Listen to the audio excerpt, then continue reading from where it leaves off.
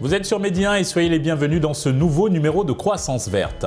Dakar a abrité durant une semaine environ la réunion ministérielle du groupe des négociateurs des pays les moins avancés et la conférence ministérielle africaine de l'environnement sur les changements climatiques dans un contexte marqué par la recrudescence des phénomènes climatiques extrêmes.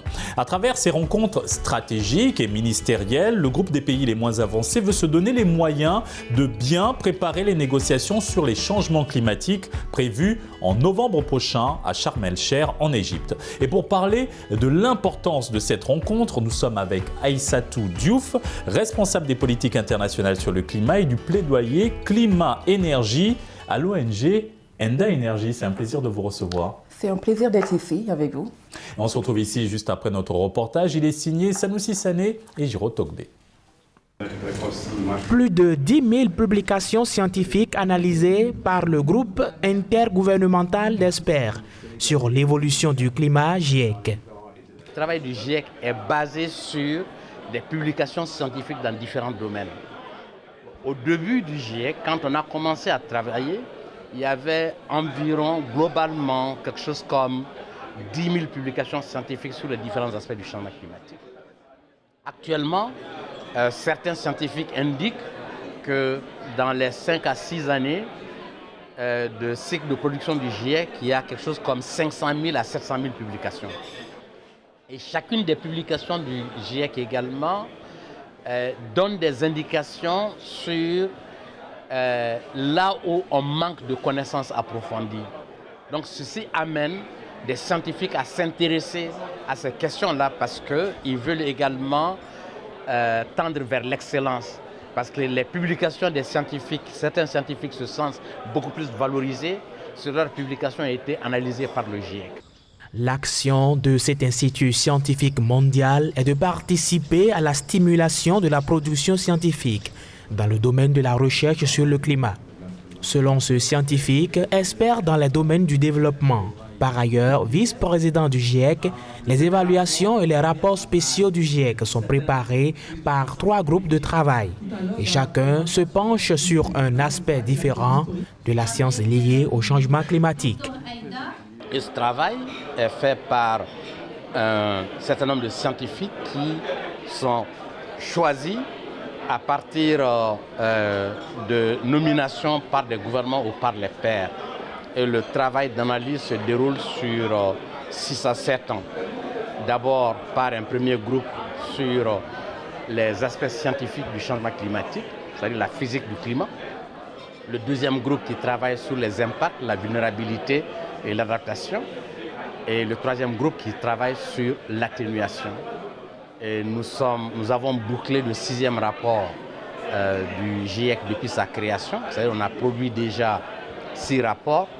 Le premier rapport du GIEC qui a été produit dans les années 90, en début des années 90, a été essentiel pour la Convention 4 des Nations Unies sur le changement climatique. Impact, vulnérabilité et adaptation. Le groupe 2 du GIEC travaille sur ces aspects précis. Pour ce membre, le chapitre 7, en l'occurrence, a mis un accent particulier sur la santé, le bien-être et le changement dans les structures des communautés. Alors prenons le cas des extrêmes qui viennent par l'eau, par exemple. Les extrêmes liés à l'eau, c'est beaucoup d'eau, beaucoup trop d'eau, les inondations.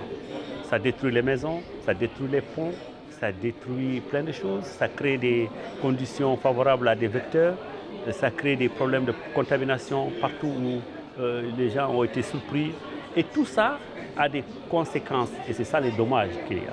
Il y a des pertes économiques, il y a des pertes en matière sociale.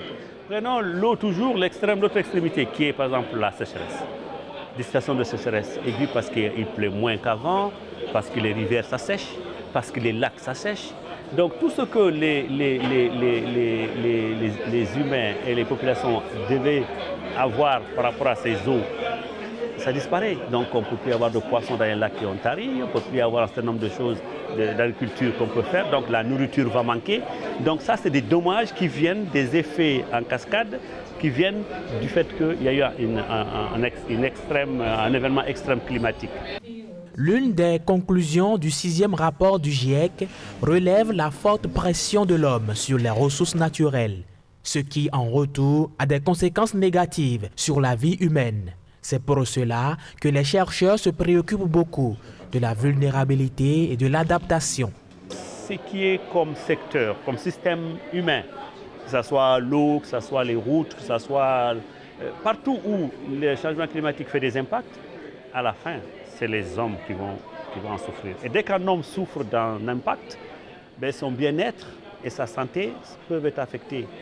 Et donc la santé est quelque part, et le bien-être, c'est quelque part la raison ultime pour laquelle on se préoccupe des impacts. On veut réduire les choses qui réduisent la santé et le bien-être et le développement humain de l'homme sur la Terre. C'est l'évolution vraiment qui nous impressionne tout le monde, parce qu'aujourd'hui on voit en un laps de temps les choses aillent très vite parce que les informations aujourd'hui, vous voyez que les gens parlent de 1,5, 2 degrés de Celsius d'augmentation de la chaleur. Et là aujourd'hui c'est quelque chose que nous sommes en train de ressentir. Ici aujourd'hui par exemple, je vous donne l'exemple au niveau du domaine agricole. Aujourd'hui il y a les cultivateurs ou bien ceux qui sont en train de se lancer dans ce domaine. Ils sont confrontés à d'énormes problématiques liées à la sécheresse aujourd'hui. Et ça, c'est lié directement au changement climatique que nous sommes en train de vivre. Il y a la pollution, il y a les intrants chimiques qui sont en train d'être utilisés n'importe comment. Aujourd'hui, il y a tout ça aujourd'hui et l'effet est là. Nous sommes en train de le vivre et nous espérons que d'ici peu de temps, aujourd'hui, ça va faire d'énormes dégâts. La responsabilité de l'homme sur le réchauffement climatique est sans équivoque, selon le 6e rapport du groupe intergouvernemental d'experts sur l'évolution du climat GIEC.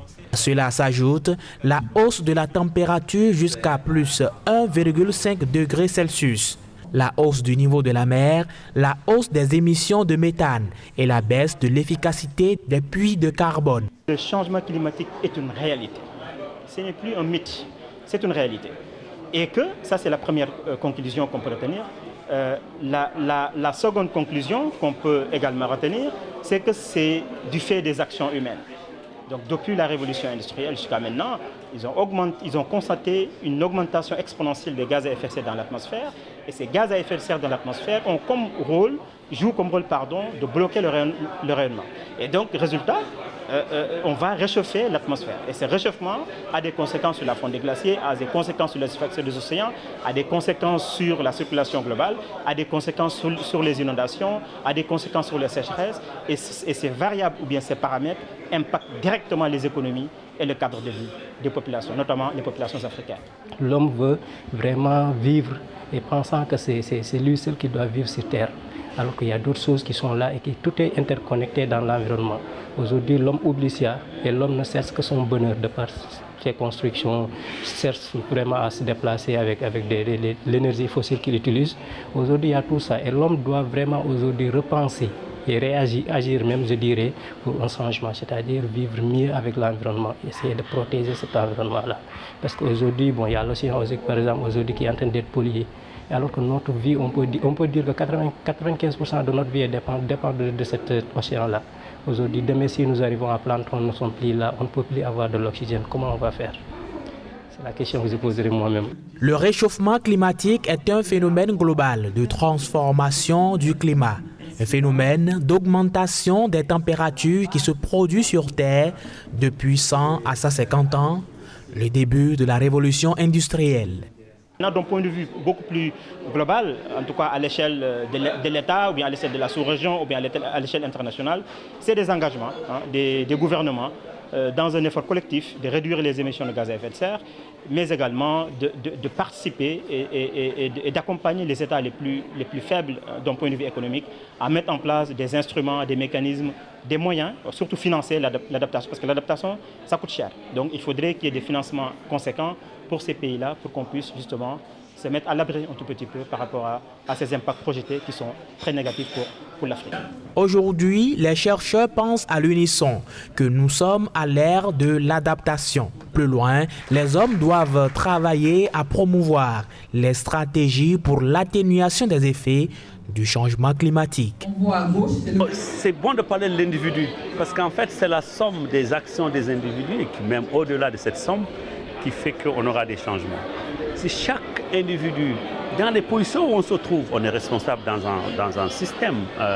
On est responsable dans un système d'agriculture, on est responsable dans Si on est réveillé aux problèmes climatiques, il faut savoir que dans tous les secteurs, il y a des choses qu'on peut faire aussi bien en matière d'atténuation aussi bien en matière d'adaptation. Et que s'engager au niveau où on se trouve en termes de responsabilité, que ce soit les fonctions qu'on occupe, que même en tant qu'individu, même son comportement, être réveillé à ce qu'on doit changer nos comportements, ça c'est important pour tout le monde. Et donc revoir ce mode d'alimentation, revoir comment on consomme l'énergie, parce qu'il faut la préserver de plus en plus. Comment on consomme l'eau, il faut être responsable, il faut être environnementalement responsable. Comment est-ce qu'on utilise des systèmes ou des produits chimiques qui vont endommager davantage nos écosystèmes, nos eaux, nos pollutions. Donc chacun doit avoir de plus en plus une conscience contre les pollutions, une conscience contre le gaspillage des ressources, une conscience que dans le petit espace, on peut agir dans quelque chose pour protéger les plus faibles. Sur le continent, des actions se font au sein des associations de jeunes, des groupements d'intérêt économique en vue d'une conscientisation écologique des populations. Il faut que ce soit un effort mondial. C'est d'ailleurs ce qui justifie les rencontres au niveau international.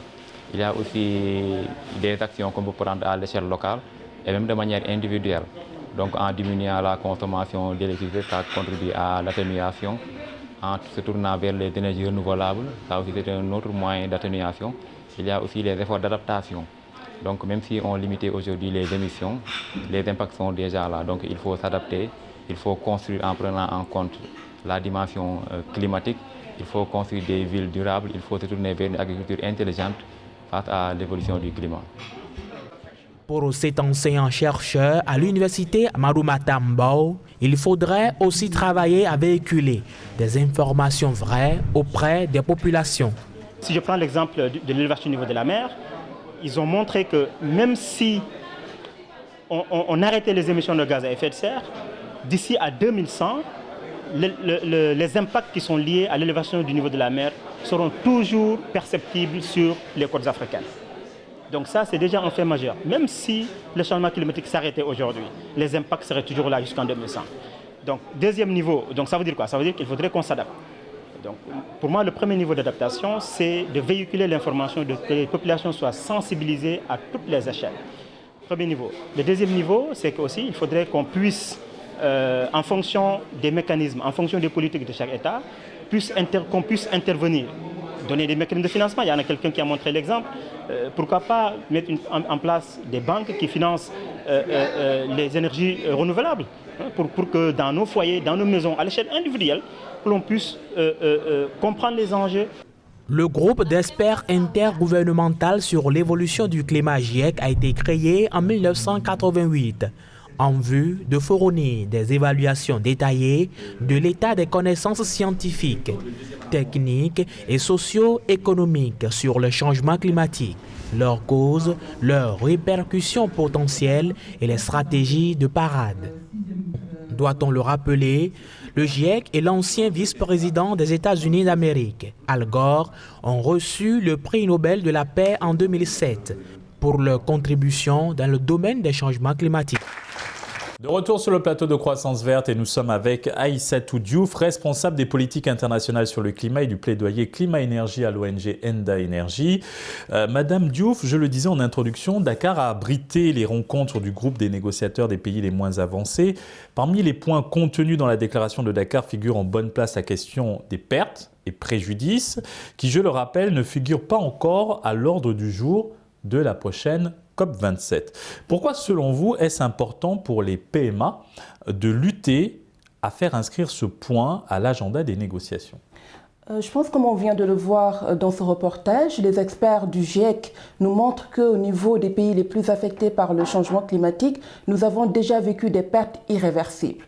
Donc aujourd'hui, pour les pays les moins avancés, et qui sont la plupart du temps les pays qui vivent les pires impacts du réchauffement climatique, il est important que dans le cadre des négociations sur le changement climatique, qu'on puisse avoir la question des pertes et dommages comme le troisième pilier de l'accord de Paris et qu'on puisse également avoir un mécanisme financier qui est dédié à ces pertes et dommages pour pouvoir accompagner l'ensemble des pays qui sont aujourd'hui actuellement en train de vivre avec ces pertes et dommages-là.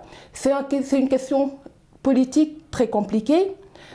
Qui est dans l'agenda provisoire de la prochaine COP27, mais on sait que l'agenda sera adopté définitivement le premier jour de la COP et on sait déjà qu'il y a beaucoup de pays développés qui ne souhaitent pas avoir cette question-là à l'ordre du jour de la prochaine COP27. Donc je pense que c'était important politiquement que dans le cadre de la déclaration ministérielle, que nos ministres, les ministres des paiements puissent s'engager, puissent réaffirmer qu'il est important que cette question-là soit dans l'agenda, qu'on puisse en discuter et qu'on aille au-delà de la discussion en mettant en place un mécanisme financier qui pourra être utile aux pays qui font déjà face à ces pertes et dommages. En parlant de ce mécanisme financier pour faire face aux pertes et préjudices, on sait qu'actuellement les fonds existants ont des procédures assez lentes de décaissement. Comment endiguer ce phénomène ?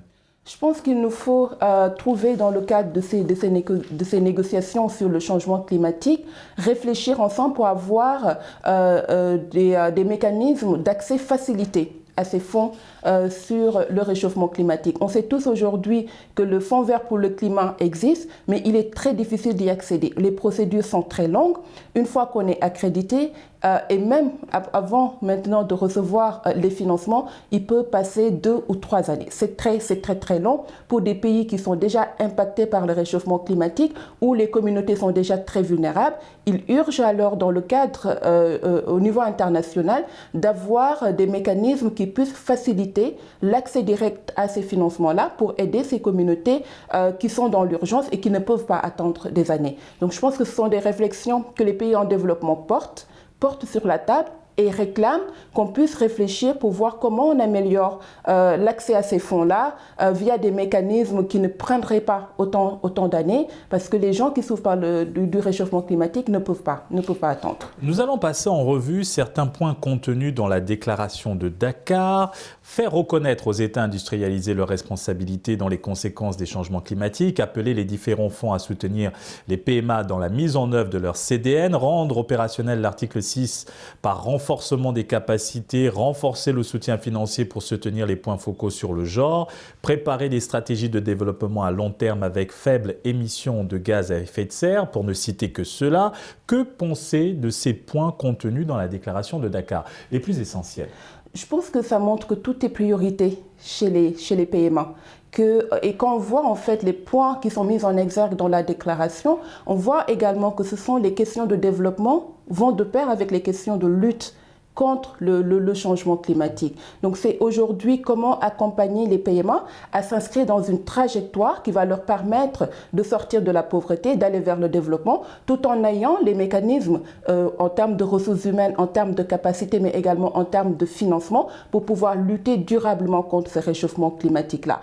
Et les points que vous venez d'énumérer montrent qu'il est important aujourd'hui d'accompagner les PMA vers une trajectoire de développement sobre en carbone avec une transition énergétique qui est juste, mais également montrer qu'on ne peut pas lutter contre le changement climatique en mettant de côté les femmes qui sont aujourd'hui les plus vulnérables, mais qui sont porteuses de solutions également dans le cadre de la lutte contre le changement climatique. Aujourd'hui, dans beaucoup de pays PMA, ils ont des initiatives pour développer les énergies renouvelables et l'efficacité énergétique. Donc il y a cette volonté qui existe. Donc ce que les PMA disent dans cette déclaration, c'est accompagnez-nous à aller vers un développement sobre en carbone, mais également tout en renforçant nos capacités pour qu'on puisse ensemble bâtir la résilience. Rappelons que toutes ces rencontres se tiennent en prélude à la COP27, prévue à Sharm el-Sheikh en Égypte. Toutes ces rencontres sur l'environnement, l'urgence climatique. Alors, quelle réponse mondiale au changement climatique et comment faire avancer les intérêts et les aspirations des pays et des peuples, des pays les moins avancés, dans ce contexte d'urgence environnementale ? C'est la 27e COP Je pense que, et ça se tient dans un contexte où nous l'avons vu avec ce qui s'est passé au Pakistan, les fortes pluies. On a vu également des fortes pluies au niveau africain, le Sénégal, le Niger, qui ont vécu également des inondations. Mais on a vu également des canicules qui ont eu lieu cette année en Europe, en France, en Allemagne, en Angleterre, où il y a eu également des milliers de morts. Cela veut dire qu'aujourd'hui, qu'on soit du nord ou qu'on soit du sud, on est tous concernés par l'urgence climatique. Donc on ne peut pas repousser l'action climatique à plus tard. L'action climatique, c'est maintenant. C'est ce que les peuples demandent. C'est ce que les peuples du nord et du sud demandent. Parce que qu'on soit du sud ou du nord, les communautés ou les populations qui souffrent du réchauffement climatique, en général, ce sont les communautés les plus pauvres et les plus vulnérables qui n'ont pas accès à certains services. Donc j'espère, et je pense que nous espérons, nous qui venons des pays du Sud, qu'à la COP27, on va passer à l'action. Passer à l'action, c'est mettre les financements qu'il faut sur la table pour permettre à tous les pays qui sont vraiment affectés par le changement climatique d'avoir des politiques climatiques sur le long terme ou des politiques de développement sur le long terme qui puissent intégrer la dimension climatique. C'est également faire en sorte de faire la question de limiter le réchauffement climatique à 1,5 degré une réalité. Parce que si on n'arrive pas à atténuer nos émissions de gaz à effet de serre et de s'inscrire dans une trajectoire de réchauffement climatique à 2 degrés, voire 1,5 degré comme stipulé dans l'accord de Paris, on va continuer à avoir des pertes et des dommages irréversibles et que ça va être beaucoup plus difficile de trouver des solutions pour répondre à ces impacts du changement climatique-là. Madame Diouf, quelle lecture faites-vous des conclusions issues du 6e rapport d'évaluation AR6 du groupe de travail 2 du GIEC? Vous savez, le GIEC fait un travail énorme et ce travail est utile parce que ça sert de guide dans le cadre des négociations pour pouvoir nous projeter dans les 10, 20, 30 prochaines années. Et le travail du groupe 2 dans le cadre de ce 6e rapport du GIEC, nous dit que nous avons déjà vécu des pertes qui sont irréversibles. Et réaffirme également que l'adaptation est la priorité du continent. Et que même si on faisait à partir d'aujourd'hui des actions d'adaptation qui sont ambitieuses, il y a dans certaines parties du continent où on ne pourra plus s'adapter. Donc je pense que la science, elle est claire. La science nous demande d'agir aujourd'hui et ce travail du groupe 2 du GIEC également interpelle tous les pays, particulièrement les pays développés, à cesser d'utiliser les énergies fossiles dès maintenant si on veut vraiment répondre aux objectifs que les États se sont fixés dans le cadre de l'accord de Paris. Donc je pense que la science, elle est claire. La science nous dit qu'il faut agir maintenant.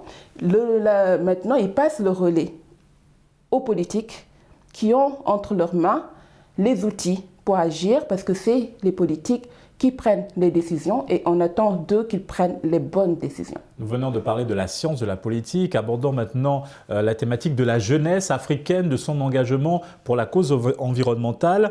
Donc la COP27 en Égypte s'annonce déjà à grands pas et récemment en Côte d'Ivoire, une organisation de jeunesse a organisé une conférence sur le thème « La jeunesse ivoirienne en route pour la COP27 en Égypte ». L'objectif de cet événement était de renforcer les capacités de la jeunesse ivoirienne pour faciliter leur participation massive à la conférence des parties en Égypte.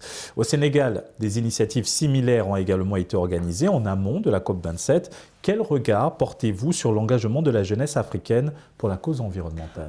On voit une jeunesse de plus en plus mobilisée, de plus en plus consciente du rôle qu'ils ont à jouer pour faire face à ce défi climatique.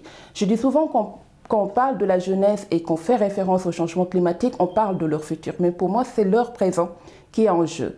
Donc, il est important que ces jeunes-là soient mobilisés, comprennent comment les négociations climatiques marchent pour également influencer leurs décideurs au niveau des pays.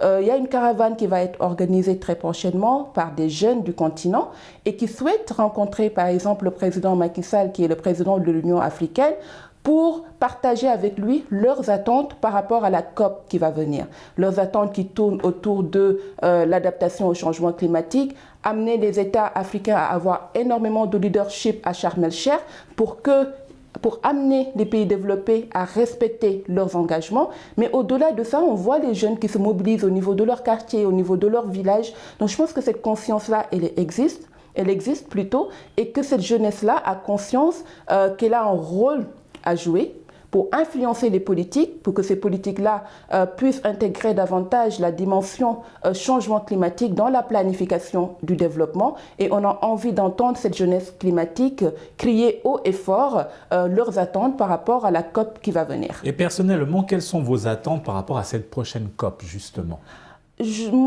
Pour moi, c'est la COP de l'action. Nous espérons qu'on aura très peu de paroles, mais qu'on aura des États qui vont venir avec du concret pour permettre vraiment d'avancer sur les sujets qui interpellent pas seulement le continent africain, mais presque l'ensemble des pays du Sud.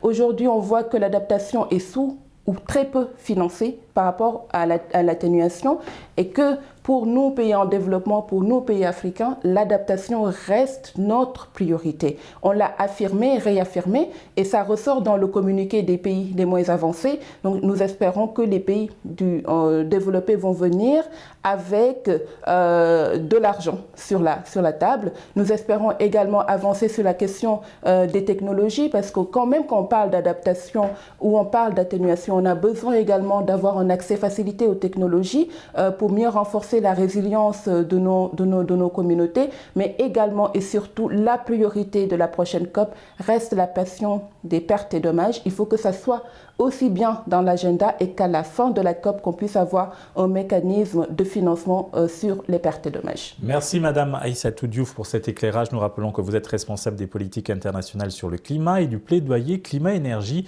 à l'ONG Enda Energy. Je vous remercie. Et merci à vous d'avoir suivi cette émission. Très bonne suite des programmes sur Média.